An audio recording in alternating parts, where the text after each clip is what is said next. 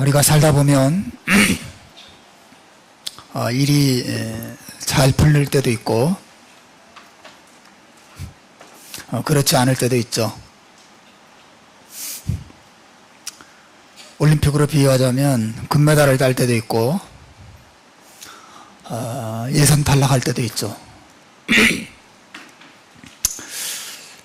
오늘 본문이 보여주는 아브라함의 모습은 금메달을 땄을 때의 모습과 같아요. 우리가 본 것처럼 아브라함은 지금 메소포타미아의 4개국 연합군을 쳐부수고 승리한 후에 가나안 땅으로 돌아오고 있습니다.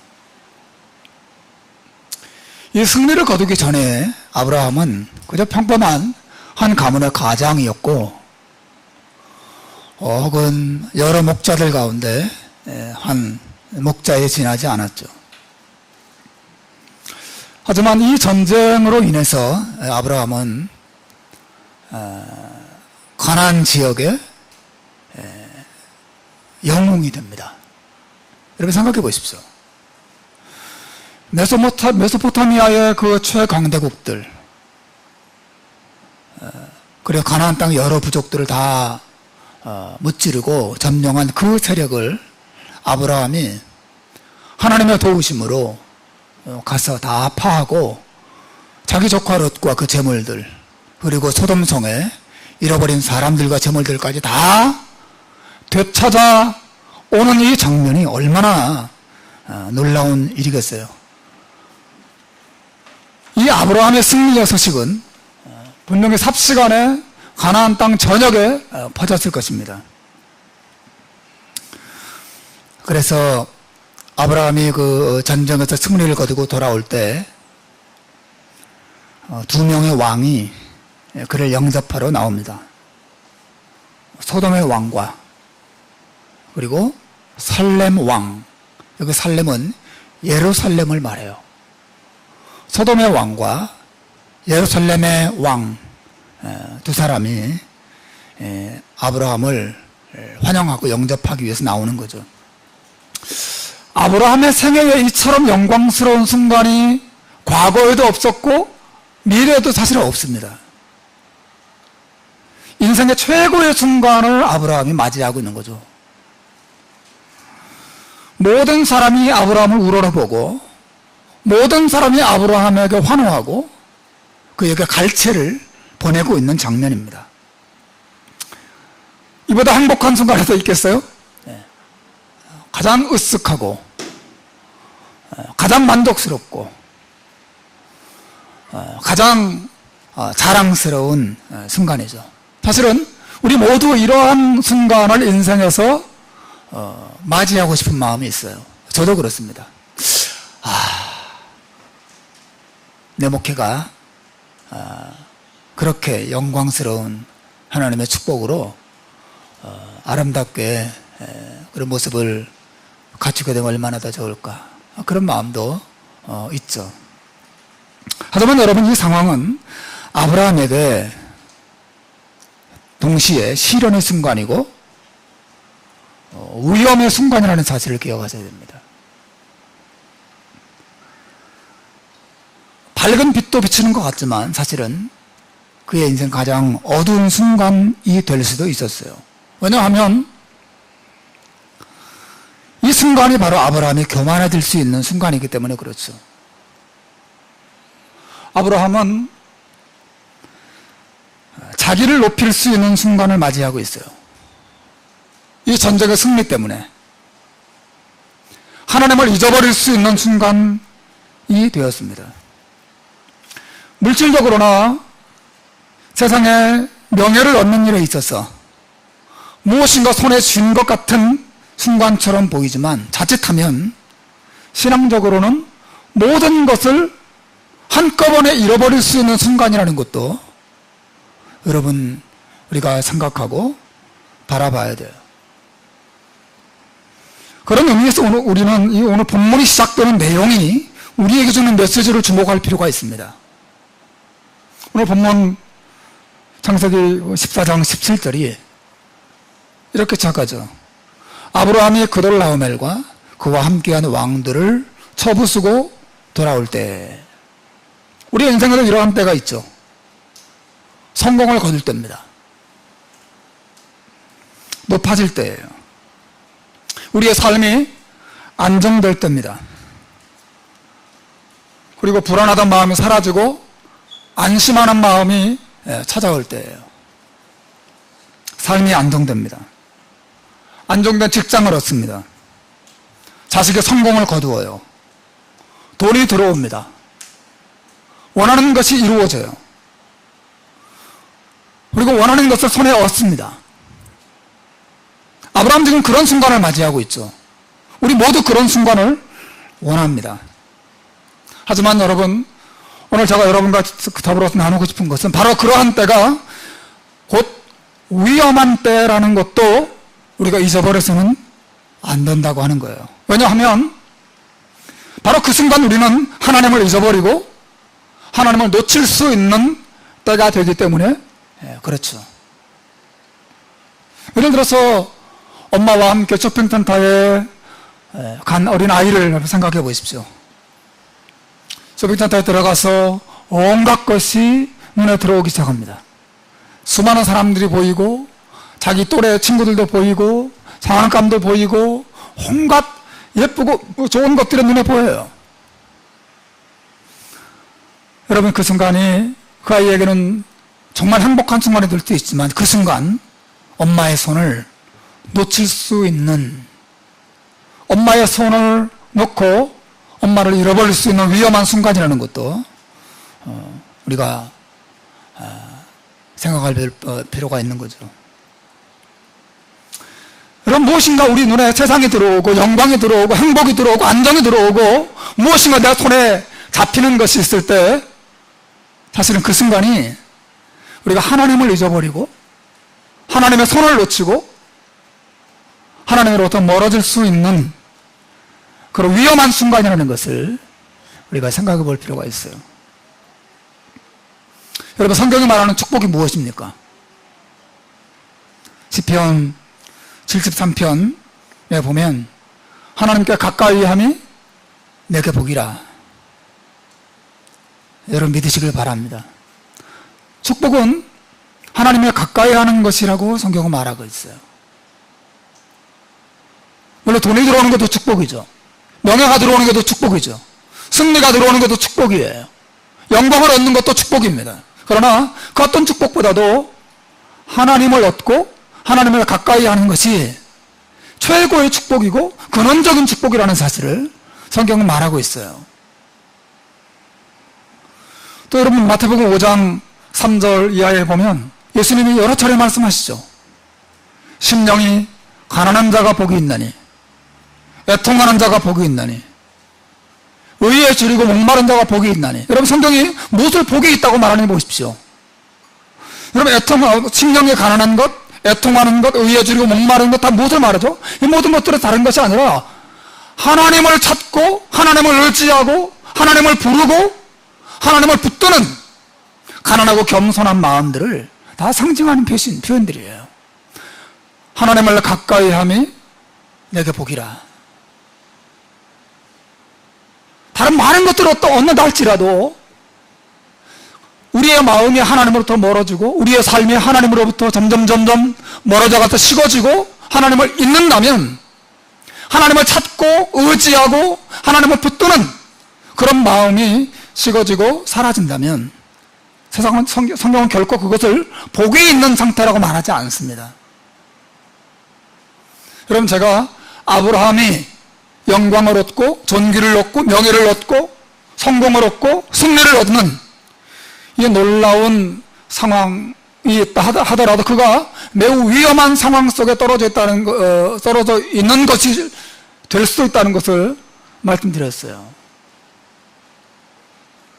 위험한 것이죠. 여러분, 세상 사람들에게 있어서 하나님은 폭군이에요.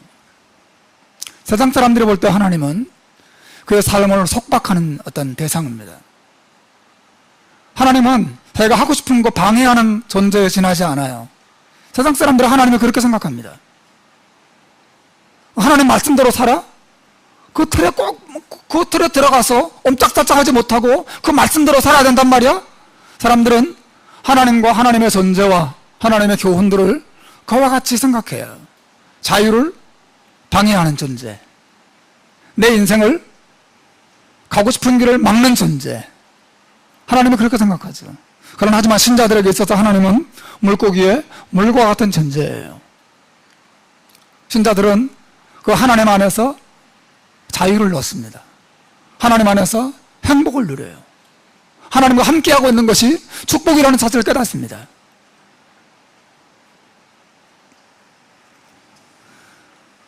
종종 친구 목사님과 함께 낚시를 가게 되면 이 낚시 고기 한 마리를 잡아서 끌어 올리면 물속에서 그 고기가 쫙 딸려 올라오죠.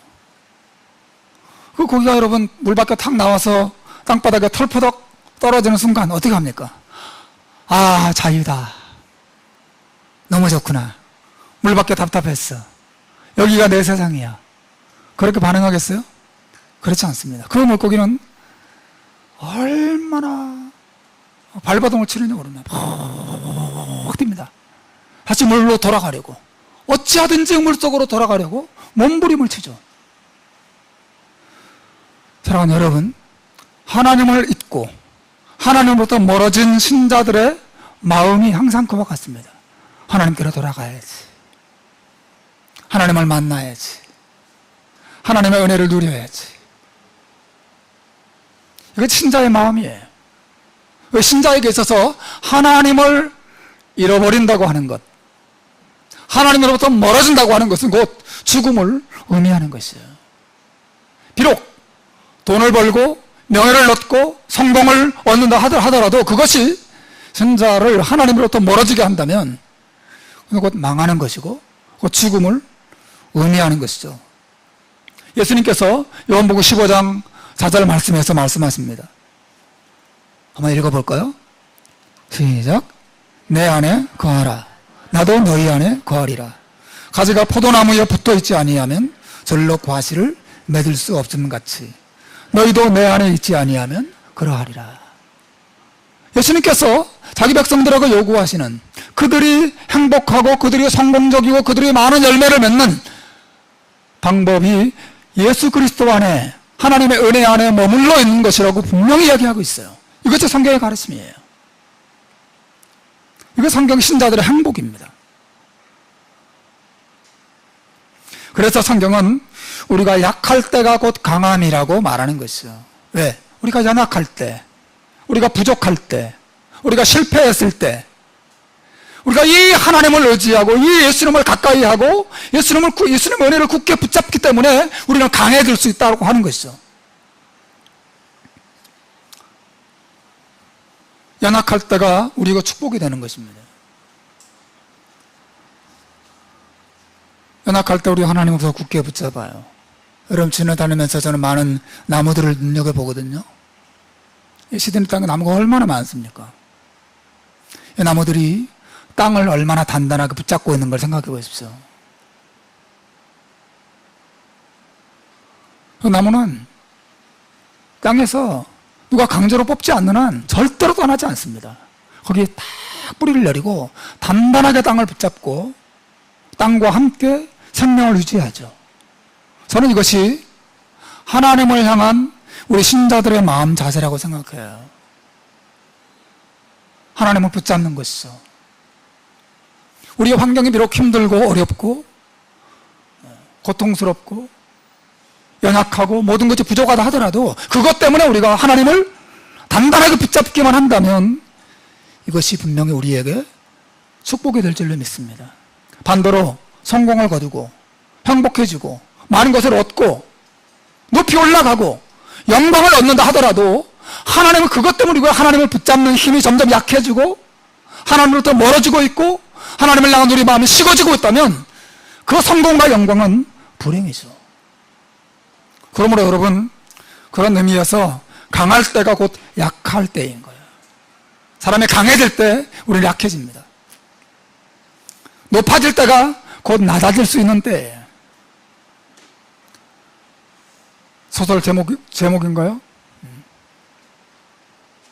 추락하는 것은 날개가 있는 것이죠. 날개를 가지고 높이 올라간 사람들은 반드시 떨어지는 순간이 오는 거죠. 강해지는 것, 영광을 얻는 것, 승리를 얻는 것, 아브라함처럼 이렇게 되는 것이 반드시 행복하고 좋은 순간만은 아니라는 것을 우리가 생각해야 돼요. 아브라함은 지금 날개를 달고 높이 높이 올라가고 있습니다. 영광을 얻고 있어요. 그러므로 여러분, 높아질 그때, 영광을 얻을 그때, 그래서 우리의 마음과 삶이 하나님으로부터 멀어질 위험이 있는 그때 우리를 계속해서 하나님께 붙어있게 하고 하나님을 의지하게 하고 하나님을 가까이 하게 할 수 있는 도움이 정말 필요한 것이죠. 내 마음이 하나님을 잊어버리지 않도록. 여러분, 행복한 게 무슨 문제예요? 죄예요? 부자가 되는 게 죄예요? 신자는 부자가 되면 안 돼요? 신자는 뭐 행복하면 안 되는 거예요? 늘 불안하고 가난하고 막 괴로움 속에 살고 그래야 되는 거예요? 그렇지 않습니다. 그 말이 아니죠. 여러분이 제 아무리 행복해진다 하더라도 결코 하나님을 잊어버리지 않고 하나님을 의지하는 겸손한 마음을 가지고 해도 하나님의 영광을 위해 살아간다면 그 행복은 여러분의 진정한 축복이 되는 거죠.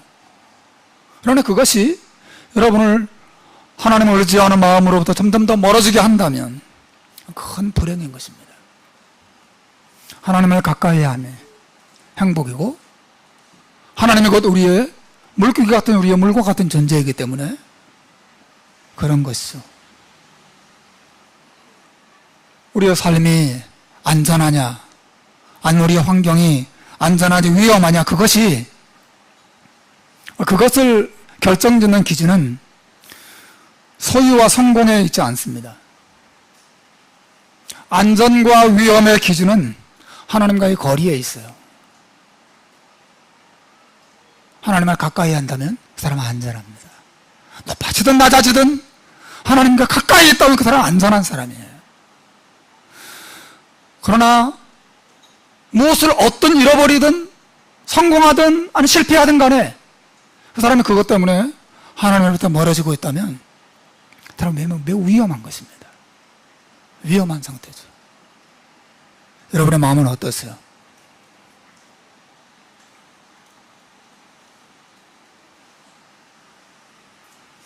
사랑하는 여러분, 우리의 눈과 마음이 하나님을 떠날 때, 하나님으로부터 점점 멀어질 때 우리가 정말 필요한 것은 누군가 다시 우리로 하여금 하나님을 생각하게 해줄 수 있는 사람이에요. 엄마 손을 놓치고 정신없이 걷고 있는 아이에게 필요한 게 뭐예요? 엄마의 존재를 다시 생각하게 해줄 수 있는 사람이에요. 얘 너 지금 어디로 가? 너 엄마 어디 갔니? 생각해 줄 수 있는 존재가 필요하죠. 한눈 팔고 뭐 정신없이 뭐 이것저것 구경하고 가다가 엄마 너신지도 모르고 가는 아이에게 정신 차리게 해줄 수 있는, 너 엄마 어디 갔어? 너 지금 어디 와 있는 거야? 해줄 수 있는 존재가 우리가 꼭 필요한 것이죠. 여러분, 오늘 본문에서 정신없이 높아지던 아브라함을 정신 차리도록 만들어준 한 인물이 등장합니다. 그 사람은 멜기세덱이에요. 놀랍게도 오늘 본문으로 좀 돌아가시겠어요? 오늘 놀랍게도 본문은 멜기세덱을 가리켜서 지극히 높으신 하나님의 제사장이라고 소개하고 있어요. 18절이죠? 한번 읽어볼까요? 시작. 살렘 왕 멜기세덱이 떡과 포도주를 가지고 나왔으니 그는 지극히 높으신 하나님의 제사장이었더라.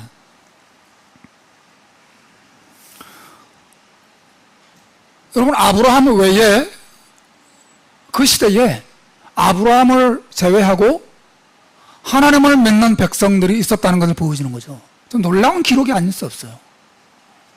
그것도 가나안 땅에. 이 멜기세덱이 살렘, 곧 예루살렘의 왕으로 있으면서 동시에 제사장이었다 그랬어요. 제사장이 하는 일이 뭐예요? 자기 백성들을 대신해서 하나님께 제사를 드려주는 역할이잖아요. 그러므로 이 제사장이 있다고 하는 것은 이 제사장을 통해 하나님께 제사를 드리는 무리들이 있었다는 것을 보여주는 거죠. 가나안 땅에 아브라함과 그의 가족들을 제외하고 하나님께 제사를 드리는 많은 무리는 아니더라도 그 무리들이 존재했다는 것을 성경은 말해주고 있어요. 학자들은 아마도 노아 시대 이후에 하나님을 믿는 이 신앙이 완전히 사라지지 않고 여러 사람들의 마음에 있었을 거라고 설명합니다. 여러분, 성경에 욥이라는 사람이 등장하죠. 욥. 하나님께서 욥을 보면서 매우 기뻐하고 욥을 자랑스럽게 생각하셨어요.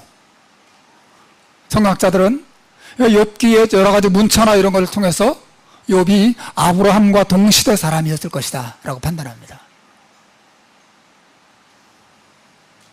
멜기세덱도 그런 인물 중 한 사람이죠. 그는 지극히 높으신 하나님의 제사장으로 사역을 감당하는 인물이었어요. 여러분, 이 사람이 아브라함에게 나타나서 아브라함을 만나고 아브라함을 위해서 어떤 일을 합니다. 어떤 일을 합니까? 그는 무슨 아브라함 일행을 위해서 떡과 포도주를 가지고 나왔어요. 전쟁으로 지친 아브라함과 그 휘하의 군사들의 배를 채우고 목마름을 해결해 주기 위해서 가지고 나온 것으로 보여집니다. 그보다 중요한 것은 이 멜기세덱이 아브라함에게 그 순간에 모든 사람들이 아브라함에게 손뼉치고 영광을 돌리던 그 순간에 하나님을 생각하도록 돕고 있습니다. 멜기세덱이. 여러분, 19절을 보십시오. 우리 읽어봅시다. 시작. 그가 아브라함에게 축복하여 이르되 천지의 주제이시오 지극히 높으신 하나님이여 아브라함에게 복을 주옵소서. 이 멜기세덱이 나타나서 아브라함을 향해서 축복을 선언하고 있습니다. 천지의 주제이시오 지극히 높으신 하나님 아브라함에게 복을 주옵소서. 여러분이 이 축복 기도를 아브라함이 들으면서 그 축복 기도가 아브라함에게 어떤 영향을 미쳤을까요? 그는 무엇보다도 이 축복 기도를 통해서 자기가 누구인지를 생각하게 되었을 거예요. 다시 한번 생각하게 되었을 것입니다. 하나님의 누구신가? 그렇지. 나는 하나님의 사랑을 받는 백성이지. 나는 하나님께 복을 받은 백성이야. 하나님의 나와 함께 하시고 나를 사랑하시고 나를 축복하셔서 여기까지 왔고 또 그 지금도 그 하나님의 축복이 나와 함께 머물러 있는 것이 내 인생이지. 이것이 멜기세덱의 축복 기도를 통해서 아브라함이 얻은 은혜죠. 아마도 이 축복 기도를 통해서 아브라함은 하나님께서 자기에게 제일 먼저 나타나셔서 주셨던 말씀이 생각이 났을 거예요. 그의 고향 땅에서 하나님 아브라함은 나타나셔서 말씀하십니다. 아브라함아, 너는 내가 지시해야 할 땅으로 가라. 내가 너를 큰 민족을 이루고 복이 되게 할 것이다. 그런 말씀하셨어요. 세상 모든 민족이 너 때문에 복을 받게 할 것이고 너는 복이 될 것이라고 말씀하십니다. 멜기세덱이 아브라함에게 나타나셔서 천지의 주제이시고 지극히 높으신 하나님 아브라함에게 복을 주옵소서라고 말하는 순간 아브라함은 그때 자기에게 나타나셨던 하나님, 자기에게 복을 주었던 하나님, 그 축복으로 지금도 함께 하시는 그 하나님이 생각났을 것입니다. 더 나아가 멜기세덱이 20절에서 이 전쟁의 승리가 하나님의 도우심의 결과라는 사실을 말하고 있어요. 20절 읽어볼까요? 시작. 너희 대적을 내 손에 붙이신 지극히 높으신 하나님을 찬송할지로다 하며 됐습니다. 예. 너의 대적을 너의 손에 붙이신, 너의 손에 넘겨주신 지극히 높으신 하나님을 찬송할지로다. 이 전쟁의 승리로 난 영광을 아브라함이 받아야 될 것이 아니라 누가 받아야 한다는 거예요? 하나님께서 받으시는 것이 마땅하다. 그 하나님께서 너의 작은 능력을 사용하셔서 저 원수를 멸하고 이 많은 영혼들을 구원하는데 하나님의 영광을 드러내셨다고 아브라함으로 하여금 하나님을 바라보게 하고 있어요. 여러분, 아브라함이 지금 높아지고 있어요. 영광을 얻고 있습니다. 하나님을 잊어버릴 수 있는 순간이에요. 하나님으로부터 생각과 마음이 떠날 수 있는 그 순간, 하나님의 손을 놓칠 수 있는 그 순간에, 그렇죠, 세상의 돈과 세상의 명예의 온 마음을 빼앗길 수 있는 그런 위험한 순간이었는데, 이 멜기세덱과의 만남과 그를 통한 이 기도와 축복의 내용을 통해서 아브라함은 다시 한번 자기가 누구인지, 하나님이 어떤 분인지, 이 전쟁과 승리와 영광과 이 모든 축복이 누구로부터 왔는지를 한 번 더 생각할 수 있는 기회를 가지고 있습니다. 사랑하는 여러분, 이 멜기세덱의 축복 기도와 멜기세덱의 하나님을 찬양하는 이 내용이 아브라함의 이 마음을 뜨겁게 했음이 분명해요. 그걸 보여주는 증거가 있는데, 바로 멜기세덱에게 아브라함이 자신의 탈취물 중 10분의 1, 11조를 바치는 장면이에요. 20절에 보면 너희 대적을 내 손에 붙이신 지극히 높으신 하나님을 찬송할지로다 라고 하자 아브라함이 그 얻은 것에서 10분의 1을 멜기세덱에게 주었다 라고 말하고 있어요. 성경에 등장하는 최초의 11조에 대한 기록이죠. 여러분, 이 11조 안에는 아브라함의 아름다운 신앙 고백이 들어있습니다. 왜 11조를 갑자기 바치게 되었을까요? 원래 여러분, 이 11조를 바치는 것은 원래 내가 바쳐야지 라고 준비되었던 것이 아니었어요. 왜냐하면 멜기세덱이 찾아오리라고 생각지도 못하고 있었거든요. 준비되었던 것이 아닙니다. 이 멜기세덱을 만나고 멜기세덱의 축복의 기도를 받고 그 하나님의 은혜와 사랑을 기억나게 했을 때 이 아브라함의 마음이 뜨거워졌던 것이죠. 그의 신앙이 다시 한번 하나님 앞에 뜨겁게 회복됩니다. 그리고 나서 11조를 그 하나님의 제사장에 바치고 있어요. 여러분, 이 바치는 그 행위 안에 무엇이 들어있습니까? 나는 하나님께 복을 받은 자입니다. 나는 하나님의 사랑을 입은 자입니다. 이 전쟁의 승리와 영광은 하나님으로부터 온 것입니다. 이 모든 영광은 하나님이 받으시는 것이 합당합니다. 하나님 사랑합니다. 하나님 감사합니다. 이 모든 영광을 하나님께 돌립니다. 라고 고백하는 그 신앙이 이 11조 안에 들어있는 것이죠. 오늘날에도 많은 신자들이 11조를 드려요. 어떤 사람들은 하나님께 11조 드리지 않으면 벌 받을까 봐 드리는 사람도 있고, 어떤 사람들은 투자로, 일종의 투자죠. 내가 11조 받지만 하나님은 더 많은 걸 줄 거라고 생각하는 단순히 그런 마음으로, 투자 심리로 11조를 바치는 사람이 있어요. 하지만 여러분, 아브라함은 그런 마음으로 드리지 않습니다. 아브라함의 11조를 드리는 것은 하나님과의 관계 때문입니다. 내게 베푸신 하나님의 사랑, 내게 베푸신 하나님의 은혜, 나를 축복하신 하나님, 그리고 그 축복은 내 인생 위에 언제나 머물러 있고 내 인생을 이끌어갈 것이라고 하는 믿음, 하나님께 대한 감사, 하나님을 향한 찬양, 하나님을 의지하는 믿음, 이 모든 것들이 이 11조 안에 담겨져서 하나님께 드려지는 것이죠.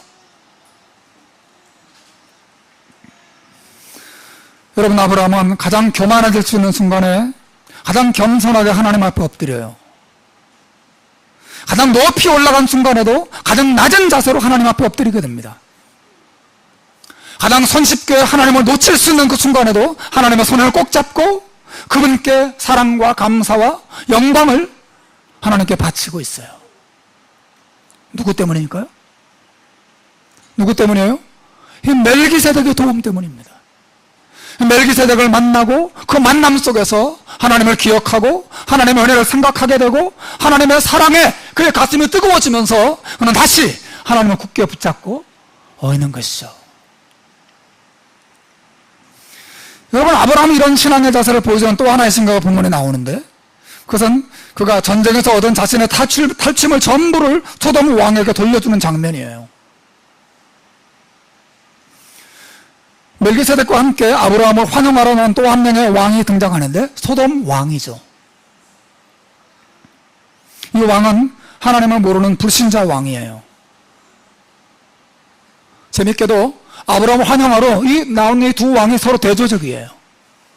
한 사람은 예루살렘의 왕이요, 그러면서 하나님을 신실하게 섬기는 왕이지만 또 한 사람의 왕은 불신자이고 악한 왕입니다. 이 소돔 왕이 아브라함에게 나타나서 그 애가 많은 말이 있었어요. 뭐라고 말합니까? 오늘 본문에 소돔 왕의 말이 딱 한마디 딱 적혀 있어요. 21절에 나오죠. 21절을 보시겠어요? 우리 읽어봅시다. 시작. 소돔 왕이 아브라함에게 이르되 사람은 내게 보내고 물품은 내가 가지라. 이게 소돔 왕이 한 말의 전부예요. 사람은 다 나한테로 보내고, 우리에 속한 사람, 우리 가족들이고 뭐 우리 내 백성이니까 내게로 보내고, 모든 탈취물들은 다 네가 가져라. 여러분, 멜기세덱은 아브라함으로 하여금 하나님을 바라보고 하나님을 생각하도록 만들고 있어요. 소돔 왕은 어때요? 돈과 명예와 세상의 영광을 생각하도록 하고 있습니다. 사람들을 다 내게 보내고 이 모든 재물은 네 거야. 네가 가져도 돼.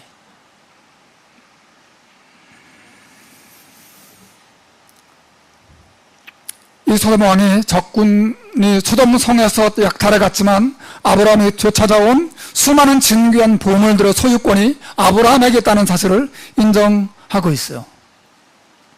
소돔 왕의 이러한 인정 아래 아브라함은 단번에 당대 최고의 거부가 될 수 있었습니다. 상상해 보십시오. 소돔과 고모라 성에 수많은 재물들을 그들라오멜 연합군이 다 탈취해 갔는데 그 모든 것들이 아브라함의 소유가 될 수 있는 순간이었어요. 어떤 거 탈취해 갔을까요? 뭐 시시하게 뭐 이렇게 이런 뭐 강대상이나 뭐 이런 거 가져갔을까요? 이거 다 불태워 버렸을 겁니다. 불타지 않고 진귀하고 값지고 최고급 명품들만 쓸어서 가져갔을 것입니다. 모든 것들이 아브라함의 소유가 될 수 있는 찰나였죠. 하지만 여러분, 아브라함이 소돔 왕에게 어떻게 대답하는 걸 보십시오. 22절과 23절을 보십시오. 같이 읽어봅시다. 시작.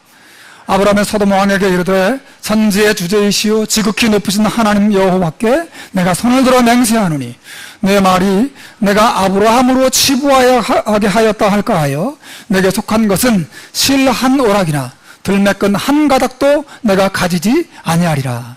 24절도 같이 봅시다. 시작. 오직 젊은이들이 먹은 것과 나와 동행한 아넬과 에스골과 마므레의 분깃을 제할지니 그들이 그 분깃을 가질 것이니라. 아브라함이 자기와 함께 힘을 합해서 이 전쟁에 동참한 그 사람들의 분깃을 제외하고는, 그 사람을 제외하고는 나는 소돔 성에 속한 것 실 한 오라기도 들매끈 한 가닥도 가지지 않겠다. 나는 그거 손대지 않겠습니다. 당신은 다 가져가십시오. 아브라함은 그렇게 말하고 있어요. 왜 그랬을까요? 아브라함은 그 이유를 설명하죠. 그것은 자신이 얻은 존귀와 영광이, 그 부유함이 소돔 왕 때문이라고 하는 소문 나는 것을 원치 않았고 거절했기 때문에 그런 것이죠. 아브라함에게 주어진 모든 존귀와 영광과 부귀 영화가 소돔 왕 때문이다. 소돔 왕이 모든 걸 넘겨줬기 때문이라고 하는 소문 나는 것을 아브라함은 원치 않았습니다. 모든 영광은 하나님이 받으시는 것이 마땅하다고 그런 생각했어요. 이 영광은 하나님이 주신 것입니다. 혹은 이 아브라함은 악한 소돔 왕과 엮이는 것을 싫어했기 때문으로 보이기도 해요.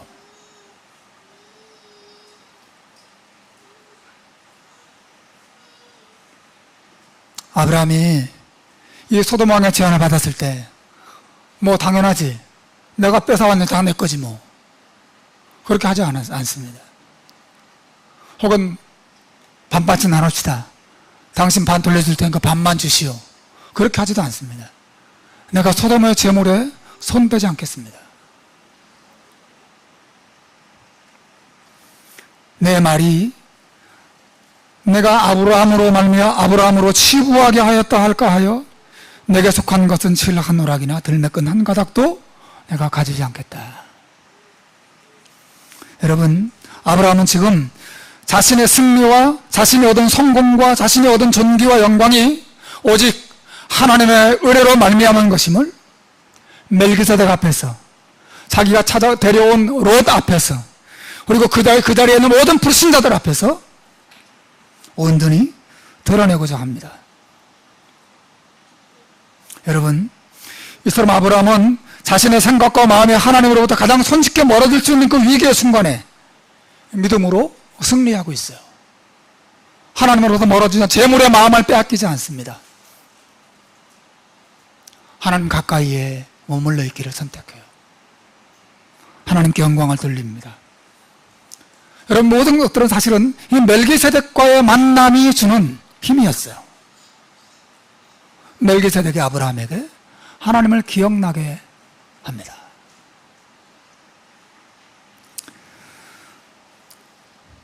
여러분, 우리도 다양한 이유로 우리의 마음이 하나님으로부터 멀어질 때가 있어요. 하나님으로부터 우리의 마음이 식어질 때가 있어요. 성공 때문일 수도 있고, 때로는 시련과 환난 때문에 마음이 하나님으로부터 멀어지는 경우도 물론 있습니다. 여러분, 우리들에게도 우리의 생각과 마음이 하나님으로부터 멀어지고 하나님을 향하여 식어질 때 우리를 붙잡아주고 계속 하나님 앞에 머물러 있고 하나님을 가까이 하도록 도와줄 수 있는 멜기세덱과 같은 그런 분과의 만남이 정말 필요하다고 오늘 본문은 교훈해주고 있어요.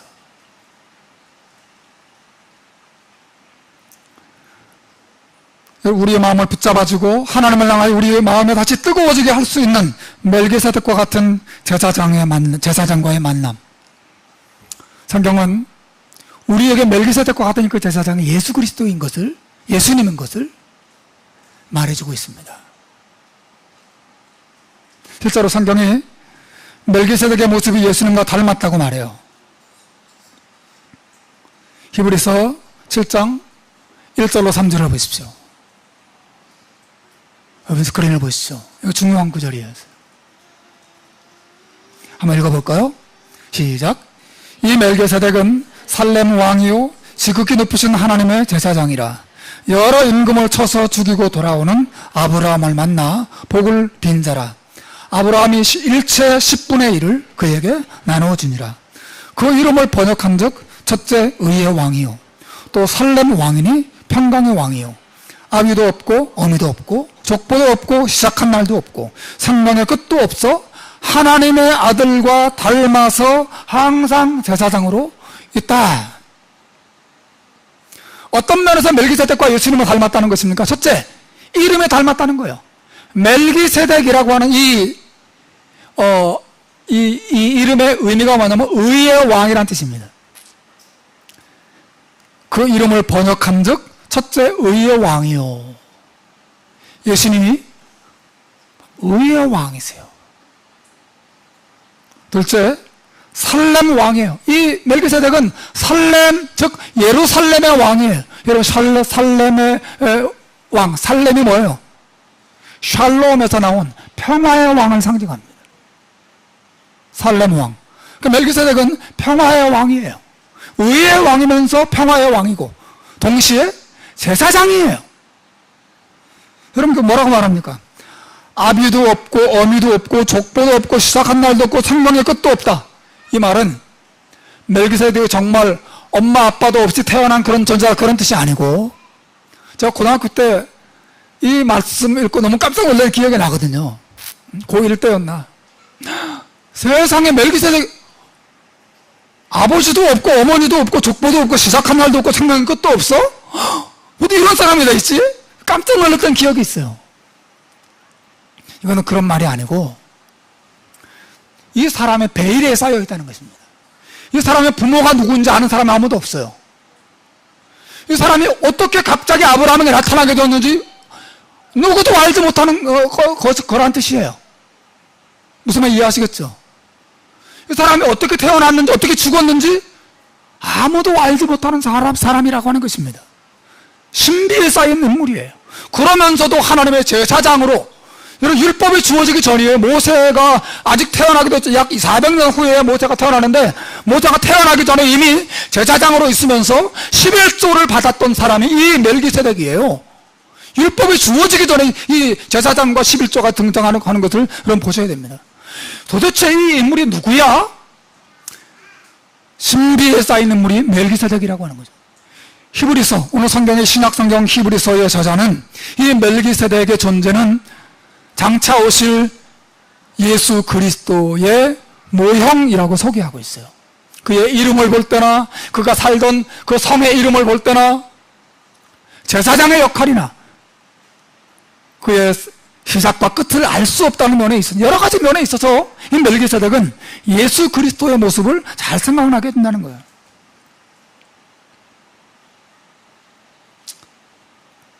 여러분, 멜기세덱은 전쟁에서 돌아온 고단한 아브라함 일행을 위해서 떡과 포도주를 제공합니다.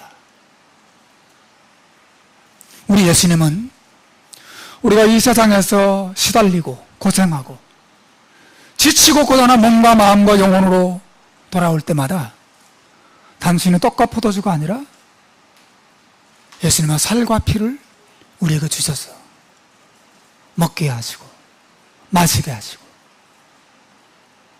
즉 예수님의 십자가의 은혜와 사랑으로 우리를 배부르게 하시고 우리의 목마름을 해결해 주시는 그런 일을 하신다고 성경은 예수님을 소개하고 있어요. 멜기세덱은 제사장으로서 아브라함을 위해서 아브라함을 축복해달라고 하나님께 기도했어요. 여러분이 이 멜기세덱의 기도가 우리를 향한 예수님의 기도라는 사실을 여러분 믿으시길 바랍니다. 지극히 높으신 하나님이여, 아브라함에게 복을 주옵소서. 저는 이게 저를 향한 예수님의 기도라고 정말 믿습니다. 우리 예수님이 지금도 하나님 우편에서 천지의 주지시오 지극히 높으신 하나님이여, 우리 사모님에게 복을 주옵소서, 허예숙에게 복을 주옵소서, 차당득에게 한동민에게 복을 주옵소서. 하나님께서, 우리 주님께서 하나님보다 우편에서 우리의 이름을 부르면서 우리에게 복이 임하도록 기도하신다고 저는 믿습니다. 실제로 여러분 로마서 8장 34절에서 우리 주님을 그렇게 소개하고 있어요. 누가 정죄하리요? 죽으실 뿐 아니라 다시 살아나신 이는 그리스도 예수시니 그는 하나님 우편에 계신 자요 우리를 위하여 간구하시는 자시니라. 여러분, 이 우리를 향한 예수님의 마음, 사랑이에요. 우리가 이 땅에서 복을 누리고 살고 이 땅에서 하나님의 은혜를 누리고 살고 그 하나님의 놀라운 용서와 사랑이 끊임없이 우리가 공급되는 것은 누구 때문인가요? 전적으로 예수 그리스도 때문에, 그분의 십자가의 희생과 그분의 은혜와 사랑 때문에, 그분의 십자가에서 이루신 그 놀라운 완전하고 영원한 구원 때문에 우리에게 끝없이 하나님의 축복이 부어지고 있는 것이에요. 여러분, 언젠가 말씀드렸지만 우리의 죄를 따라서, 우리의 연약함을 따라서, 우리의 더러움을 따라서 하나님이 우리를 대하신다면 우리 가운데 복을 누리고 살 사람은 아무도 없는 것이에요. 우린 다 망해야 마땅한 존재들이죠. 우린 버림받아 마땅한 존재들이에요. 예수님의 십자가에서 우리의 죄를 위하여 죽으시고 우리의 구원을 완성하셨기 때문에, 그 은혜와 사랑이 영원하기 때문에, 또 그분이 우리를 품으시고 우리를 위하여 기도하시고 우리를 위해서 축복하시기 때문에 우리가 이 땅에서 하나님의 은혜와 사랑을 누리고 사는 것이죠.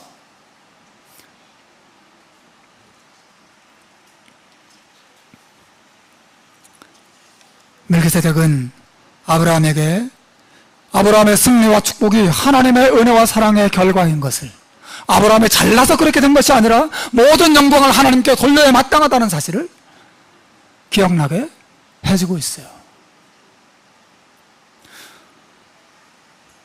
그래서 아브라함은 멜기세덱 때문에 하나님을 굳게 붙들고 의지하게 됩니다. 오늘 제 설교의 요지는 이거예요. 우리의 마음이 행복 때문이든 불행 때문이든 성공 때문이든 실패 때문이든 평안 때문이든 아니면 시련 때문이든 하나님을 향하여 멀어질 때가 있고 하나님을 향하여 식어질 때가 있고 완고해질 때가 있어요. 그럴 때마다 아브라함이 멜기세덱을 만나고 그의 기도를 듣고 그의 찬양을 들으면서 하나님을 향한 자신의 믿음과 사랑을 다시 회복하고 11조를 들으며 헌신을 다짐했던 것처럼 우리도 우리의 멜기세덱이신 예수 그리스도를 바라봄으로 우리 흔들리는 마음을 하나님을 향하여 다시 고정시키고 하나님 앞에 머물러 있는 그런 신앙생활을 해야 될 줄로 믿습니다. 여러분의 마음이 어떠한가요? 하나님으로부터 멀어지고 있지 않습니까?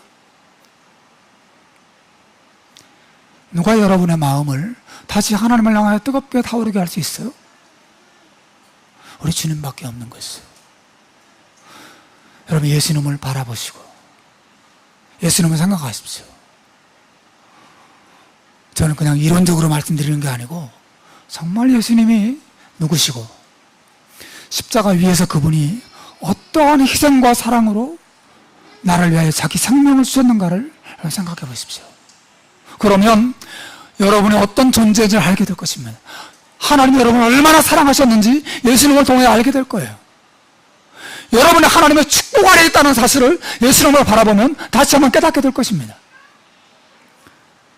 그래서 교만하여지지 않고 낙심하여지지 않고 하나님으로부터 멀어지지 않고 하나님의 은혜 안에서 여러분은 다시 믿음을 회복하고 하나님을 가까이 하게 될 줄로 믿습니다. 마지막 성경 구절 하나만 읽고 마칩시다. 히브리서 3장 1절 말씀입니다. 우리 같이 읽어볼까요? 시작. 그러므로 함께 하늘의 부르심을 입은 거룩한 형제들아, 우리의 믿는 도리에 서도시며 대제사장이신 예수를 깊이 생각하라. 흔들리고 있다면, 식어지고 있다면, 멀어지고 있다면, 약해지고 있다면 예수님을 다시 깊이 생각하시고 그를 붙잡고 믿음을 회복하시기를 주님의 이름으로 축원합니다. 기도하겠습니다.